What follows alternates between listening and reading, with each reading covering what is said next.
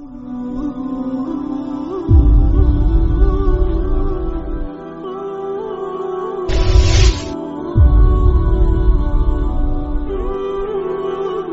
پہنچنے کا راستہ قربانیوں سے ہو کے جاتا.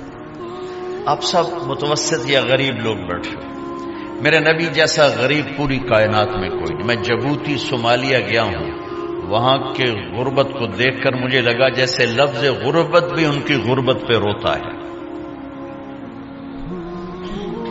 ایسی غربت میں نے پورے پاکستان میں کہیں نہیں دیکھی جو میں نے جبوتی میں دیکھی، صومالیہ میں دیکھی، کیمرون میں دیکھی، چاڈ میں دیکھی، سوڈان میں دیکھی.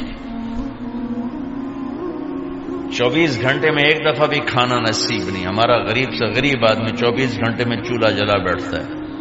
لیکن میرے نبی پر جو غربت آئی، کوئی ہے پوری دنیا میں تو اللہ نے مجھے پھرائی ہے جس کے گھر میں 2 مہینے چولہا نہ جلتا ہو. میرے نبی وہ فقیر تھے جن کے گھر میں 2 مہینے چولہا نہیں جلتا تھا. ایک رات آپ سوئے ہوئے، کبھی یوں کروڑ بدلے اور کبھی یوں کروڑ بدلے، بار بار حضرت عائشہ کے ساتھ. تو تھوڑی دیر کے بعد آپ تھوڑا سا آگے ہوئے اور چارپائی کی جو لکڑی ہوتی جس پر بان بنا ہوتا ہے اس پہ پیٹ کو یوں فکس کر کے اور نیچے لٹک گیا، دھڑ آدھا نیچے لٹک. فکان قاب قوسین او ادنی. واہ واہ واہ، کیا مقام ہے قاب قوسین، اور کیا حالات سے گزر رہے ہیں کہ یوں آدھا دھڑ نیچے لٹک گیا. ام عائشہ اٹھ کے بیٹھ گئی، یا رسول اللہ خیریت کیوں؟ آپ اٹھ کے بیٹھے کہ عائشہ بھوک بہت لگی، بھوک بہت لگی، اس لیے پریشر دیا تاکہ وہ جو بھوک کی طلب ہے نا میدے میں اس کو پریس کیا. اس لیے پتھر باندھتے تھے کہ وہ پیچھے چلا جائے. اب مسجد میں تشریف فرما تھے، ایک صحابی نہ کر کے یا رسول یہ دیکھیں کپڑا ہٹایا، یہ دیکھیں میں نے پیڑ پہ پتھر باندھا. جن کے لیے کائنات بنائی، جنہیں اپنا حبیب کہا، جن کے چہرے کی قسمیں اٹھائیں والضحى، جن کی زلفوں کی قسمیں اٹھائیں واللیل اذا سجا، جن کے منہ سے نکلے بول کی قسم اٹھائی وقیلہ، جن کے کتاب کی قسم اٹھائی والقرآن المجید، جن کے شہر کی قسم اٹھائی وہذا البلد الامین. اتنی بڑی ہستی آپ نے کہا ذرا ادھر دیکھو. آپ نے پیٹ سے کپڑا ہٹایا تو آپ نے 2 پتھر باندھے. دیکھو میں نے 2 باندھے. کوئی ایسا فقیر ہے دنیا میں دکھاؤ. عائشہ بھوک بہت لگی تو اللہ کے تو حضرت عائشہ رونے لگی کہ یا رسول اللہ پھر آپ اللہ سے مانگتے کیوں؟ کہ عائشہ نہیں مانگوں گا، اسی بھوک میں اللہ سے ملاقات نہیں مانگوں. مجھ سے پہلے میرے جو بھائی آئے انبیاء وہ اسی فقر میں گئے، میں بھی اس فقر میں جاؤں گا. اپنے گھر میں یہ دکھ رکھا، اپنی اولاد کے ذبح ہونے کو قبول کیا تاکہ آئندہ آنے والی امت کا غریب طبقہ گلہ نہ کرے، شکوہ نہ کرے، حرام راستوں پہ نہ جائے، غلط راستوں پہ نہ جائے، اور مالدار فخر نہ کرے میں کوئی بڑا آدمی بن گیا ہوں، میری اتنی بڑی فیکٹری بن گئی ہے، میری اتنی بڑی کمائی ہو گئی ہے. یہ نہ یہ بڑائی کی چیز ہے نہ وہ چھوٹائی کی چیز ہے. جس سے اللہ راضی ہے وہ بڑا ہے، جس سے اللہ ناراض ہے وہ چھوٹا ہے، چاہے غریب ہے چاہے مالدار ہے. حضرت عائشہ فرماتی ہیں بیٹا 2 مہینے گزر جاتے تھے ہمارے گھر میں چولہا نہیں جلتا تھا، چولہا نہیں جلتا تھا، 2 ماہ گزر جاتے تھے. ایک دفعہ باغ میں تشریف لے گئے، عبداللہ بن عمر آپ کے ساتھ ہیں، صبح کا وقت ہے تو اب کھجوریں گری پڑی جو ملک نہیں ہوتی نا، کسی کوے نے ٹھونگ ماری، کسی طوطے نے اس کو ایسے ہی وہ اس کو ٹک دیا اپنی اس کے ساتھ چونچ کے ساتھ تو وہ گر پڑی. اب اٹھا کے صاف کر کے کھا رہے تھے اور عبداللہ سے کہہ رہے تھے عبداللہ تو نہیں کھاتا؟ انہوں نے کہا جی مجھے بھوک نہیں ہے. آپ نے کہا عبداللہ مجھے بھوک ہے، آج 4تھا دن ہے میں نے کچھ نہیں کھایا. 4تھا تمہیں کوئی ہے جس کے ہاں 4 دن فاقہ چلتا ہو؟ آج 4تھا دن ہے میں نے کچھ نہیں کھایا. ہمارے دسترخوان پہ کتنا کھانا اٹھا کے کوڑے کے ڈھیر میں جاتا ہے. آج 4 دن گزر چکے ہیں میں نے کچھ نہیں کھایا. هذه صبح رابعة ما ذقت شيئا. آج 4تھی صبح میرے اوپر طلوع ہوئی ہے, ایک لقمہ نہیں کھایا. آپ مسجد میں بیٹھے تھے, کعب بن عجرہ آئے تو آپ کو دیکھ کر ایسا کہنے لگے یا رسول اللہ مالی اراک متغیر اللون. یا رسول اللہ آپ کا چاند سا چہرہ چمکتا آج مرجھایا ہوا کیوں نظر آ رہا ہے؟ تو آپ نے یوں اپنے پیٹ پہ یوں انگلی رکھ کر کہا ما دخل جوفی ما يدخل جوف ذاتک منذ ثلاث. کعب آج 3 دن گزر چکے ہیں, پیٹ میں ایک روٹی کا ذرہ داخل نہیں ہوا. ذرہ, لقمہ نہیں, ذرہ, روٹی کا ایک ذرہ پیٹ میں داخل نہیں ہوا.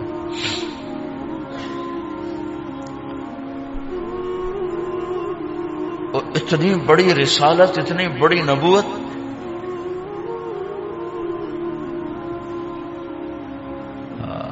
اپنی امت کے غریبوں کی تسلی کے لیے اور اپنی امت کے مالداروں کو سبق دینے کے لیے کہ اللہ رزق دے تو اپنی حیثیت نہ بھولو, اور اللہ نہ دے تو اپنے حبیب کی قربانی نہ بھولو. انہوں نے تو جان بوجھ کے یہ کیا, جان بوجھ کے, یہ نہیں کہ آپ کو کوئی تنگی اللہ کی طرف سے, جان بوجھ کے. اور سارے گھر کا یہ حال ہے. حضرت فاطمہ رضی اللہ تعالیٰ عنہ سے ملنے گئے, کہا بیٹے میں اندر آ جاؤں, میرے ساتھ عمران بھی ہیں, ایک صحابی تھے عرب سردار, میرے ساتھ عمران بھی ہیں. کہا ابا جان میرے گھر میں اتنی چادر نہیں کہ اپنے آپ کو چھپا سکوں, پردہ کرنے کے لیے میرے پاس چادر کوئی نہیں. تو آپ نے اپنی چادر اندر دے دی, کہا اس سے پردہ کرنا, تو لپیٹ لی. اب اندر آئے تو آپ نے پوچھا میں نے سنا تھا تو بیمار ہے, میں ذرا حال پوچھنے آیا ہوں. تو باپ کو دیکھ کے آنسو نکل آئے کہ یا رسول اللہ بیماری بھی ہے اور بھوک بھی ہے, دونوں ہی ہیں, صرف بیماری نہیں بھوک بھی ہے. بڑے بڑے مصیبتوں سے لڑ جانے والے ماتھے پہ کبھی بل نہ آیا. بیٹی کے آنسو نے پگھلا بھی دیا اور رلا بھی دیا. آپ بھی رو پڑے, آپ بھی رو پڑے. پھر کہا میری بیٹی نہ رو, والذی بعث اباک بالحق ما ذقت من 3 ایام طواقا. آج 3را دن ہے میں نے ایک لقمہ نہیں کھایا, میں تیرے ساتھ. اور میری بیٹی میں تمہیں بتاؤں, میرے رب نے مجھے کہا تھا میرے حبیب اگر آپ چاہیں تو احد پہاڑ سونا بنا دو. 10 میل لمبا چوڑا ہے احد پہاڑ, 10 میل. میں احد پہاڑ سونا بنا دوں, آپ کی خدمت میں پیش کروں. تو میں نے کہا نہیں یا اللہ مجھے نہیں چاہیے, میں ایک دن بھوکا رہوں گا, ایک دن کھانا کھاؤں گا. پھر فرمایا بیٹی کیا تجھے یہ عزت کافی نہیں ہے کہ اللہ نے تجھے جنت کی عورتوں کا سردار بنا دیا.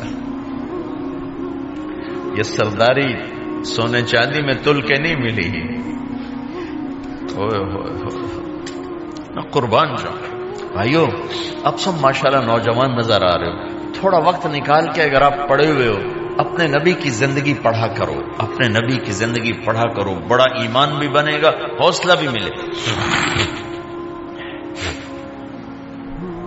اب حسن حسین کو کہتے تھے میری آنکھوں کی ٹھنڈک, میرے جگر کے ٹکڑے, میرے سینے کی ٹھنڈک, میرے لاڈلے, جنت کے چاند, جنت کے سردار, میرے 2 پھول. یہ سارے الفاظ حسن حسین کے لیے ہیں. اور ان کے بھوک کی وجہ سے رونے کی آواز سنتے تھے اور تڑپتے تھے, لیکن روٹی نہیں مانگی ان کے لیے, روٹی نہیں مانگی. کہ اپنی امت کے غریبوں کو تسلی دینی تھی کہ اگر میں فقیر بن کے جا رہا ہوں تو تمہارے اوپر بھی امتحان ہے, چند دن برداشت کرو. آپ نے فرمایا سب سے پہلے میں جنت میں داخل ہوں گا. سارے نبیوں پر جنت حرام ہے جب تک میں نہ چلا جاؤں, اور ساری امتوں پر جنت حرام ہے جب تک میری امت نہ چلی جائے. سب سے پہلے میں جنت میں داخل ہوں گا. وما یا فقراء المؤمنین, اور میرے ساتھ میری امت کے غریب لوگوں, میرے ساتھ میری امت کے غریب لوگ میرے ساتھ پہلے داخل ہوں گے. حضرت فاطمہ کے گھر میں فاقہ حد سے بڑھ گیا تو حضرت علی نے فرمایا کہ جاؤ اللہ کے نبی سے کچھ تو مانگ کے آؤ، کچھ تو پیٹ میں جائے۔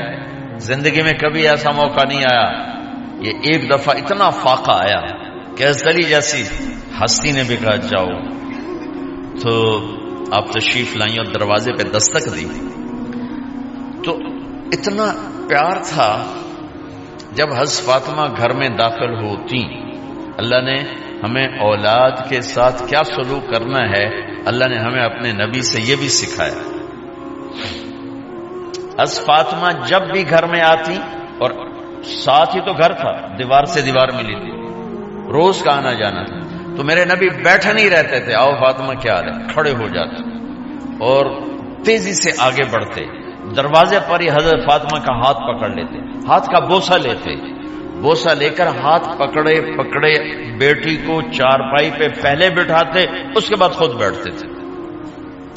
اکرموا اولادکم، میرے نبی نے کہا اولاد کو عزت دو، پھر وہ تمہیں عزت دیں گے۔ ہمارے ماحول میں اکثر ماں باپ نے اولاد پہ ڈنڈا ہی اٹھایا ہوتا ہے، پھر ان میں بغاوت پیدا ہو جاتی، پھر کہتے ہیں اولاد نافرمان۔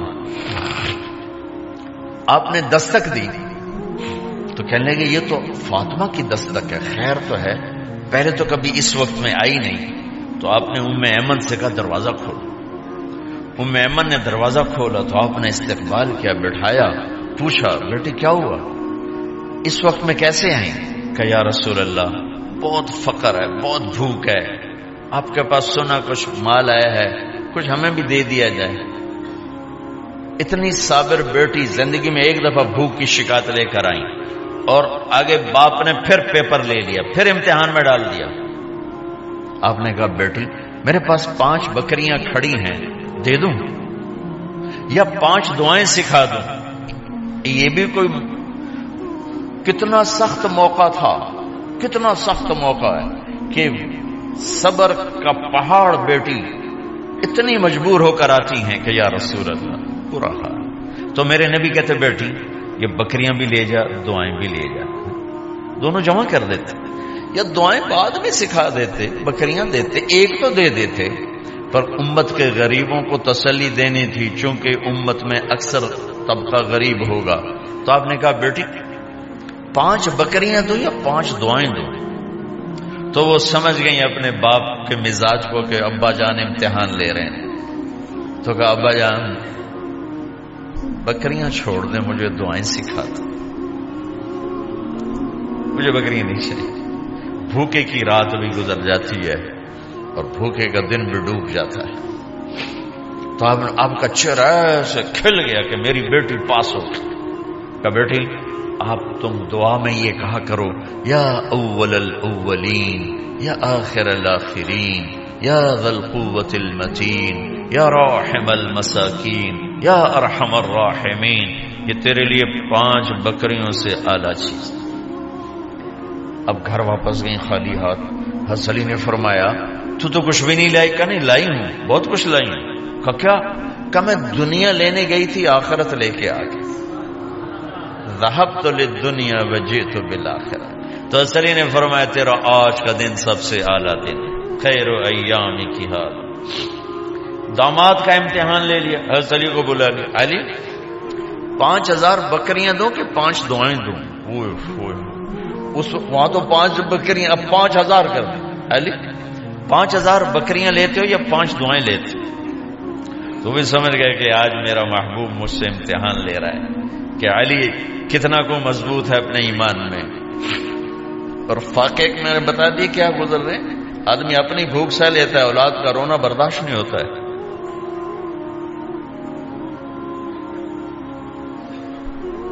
علی 5 دعائیں دوں کہ 5000 بکریاں؟